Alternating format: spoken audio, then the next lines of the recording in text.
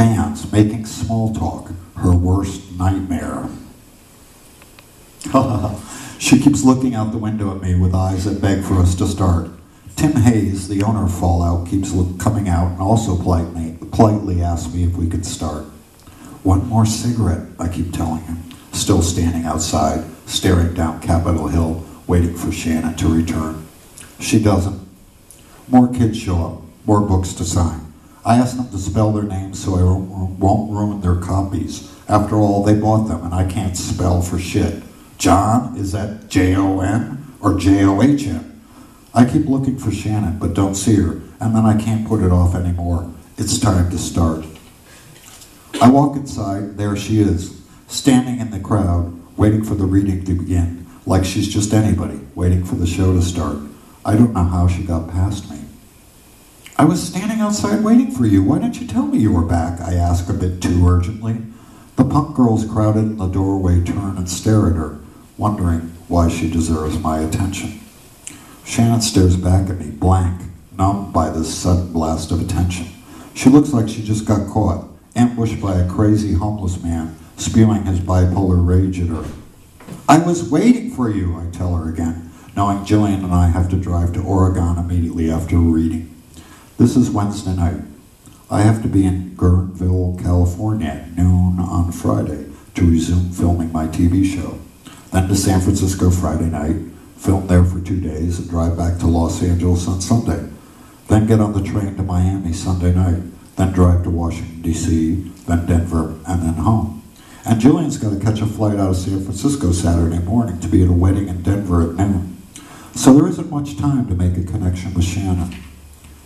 Stick around afterwards. I want to talk to you, okay? I ask her, dodging and weaving through the expectant faces, trying to maintain eye contact with her as Tim Hayes makes a path for Jillian and I through the crowd to the back of the store.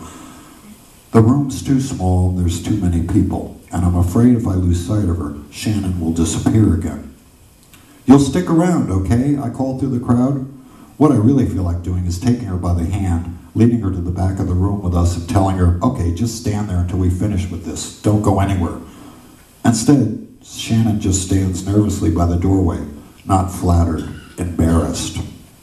Okay, I yelled to her again, separated by the bodies pushing towards the back where the PA is set up. Okay, she nods. After a quick introduction by Tim and a nice round of applause, I'm then speaking in front of the room and notice my hands are shaking. I can see the galley proof pages wiggling in my hands. I grab my wrist with the other hand to stop it. When that doesn't work, I put my hands behind my back. This is a bit odd. Jillian and I have read every night for the past week, and my hands didn't shake. It's not like you have to memorize lines or get into character. Reading out loud is kind of fun, actually. Just read 2 short chapters from the book for a half hour, answer questions for a half hour, sign books, and then talk to the kids outside the bookstore while I smoke. Then go back to the hotel, get up, drive to the next city, do it all over again. I usually don't care about readings. I rarely go see authors read because most literary types are as boring as fuck. But I don't mind reading out loud, probably because Jillian is so good at it. She used to work at the St. Mark's Poetry Project, presented hundreds of poets and writers 3 nights a week, and is a natural in front of a crowd. She's also a natural reading out loud too, especially our book. But tonight I care how this reading goes. It matters because I want Shannon to like me. I want to impress her. I want her to think I'm a cool guy. I'm embarrassed by how much it matters to me what she thinks, and that only makes my hands shake worse. Luckily, Jillian starts the reading off. We alternate between the different voices of our oral history, and once I hear her, I start to laugh. She reads so skillfully that the crowd is usually in hysterics within minutes, with me laughing along with them. So the reading goes okay. During the question and answer period, I'm actually funny. I keep looking at Shannon to see if she's laughing. She is. I feel less nervous. I keep thinking, well, she did come see me read in New York. I mean, maybe she might be interested. I mean, why would she come see me read again? I'd never go see somebody read twice. But then again, I'd never go see them read once. I mean, maybe she's aloof because she doesn't come off like some stupid fan. But then, maybe she was just walking by and didn't have anything else to do. I mean, how much is there to do in Seattle? I find Shannon right after we're done with the reading, and she seems a bit more comfortable with me. The only problem is when we walk over to the Crescent Bar across the street, 6 or 7 girls follow us over. Ordinarily, the girls afterwards seem like payoff for the reading, but tonight they're intrusive. I just want to be alone with Shannon and stare at her. I really like staring at her. The hole in the wall across from Fallout Records and Books is a drag queen karaoke bar and punk club, the kind of place where overweight goth girls drool over their cute gay boyfriends. Sexually doomed couples sit at tables in the corners, the girls talking endlessly about how they feel unfulfilled, while their guys glance around the bar, checking out the other boys. When we sit down at the table, all 10 of us, the manager comes over to tell us what a fan he is of our book. Jillian excuses herself and sits at another table with an old friend from Seattle and leaves me to deal with the girls.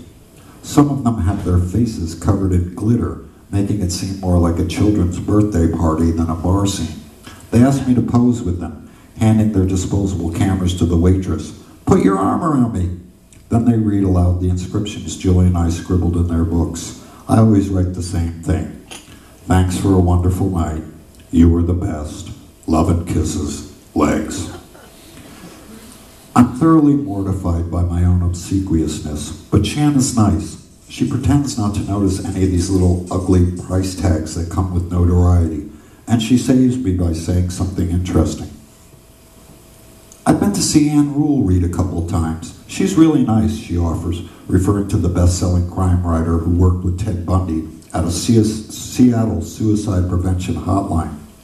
Ann Rule's first book, The Stranger Beside Me, is her personal story of how she was friends with Ted Bundy when he was an unknown law student, and at the same time, she was writing articles for detective magazines about a grisly series of unsolved murders around Seattle.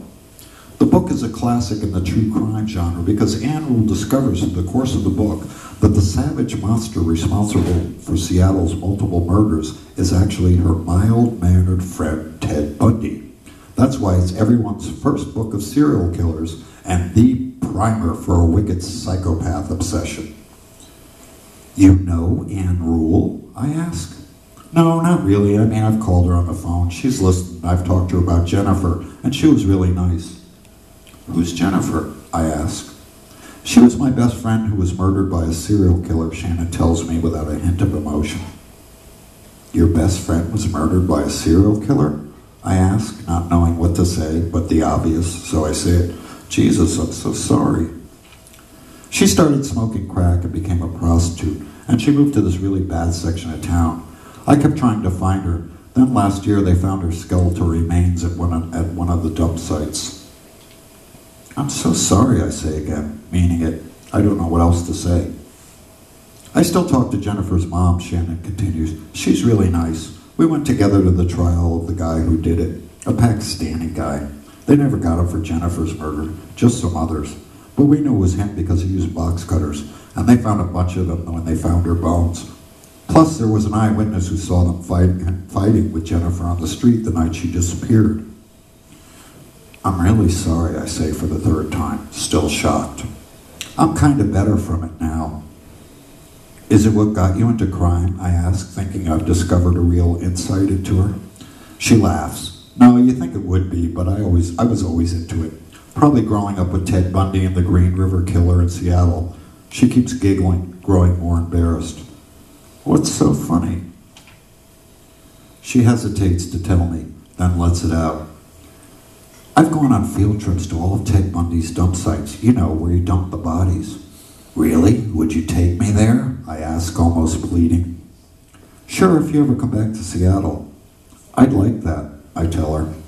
We glance at each other timidly. It's one of those awkward, gentle moments, perfectly still, endless, and dizzy. If only I could lean into her and smell her hair.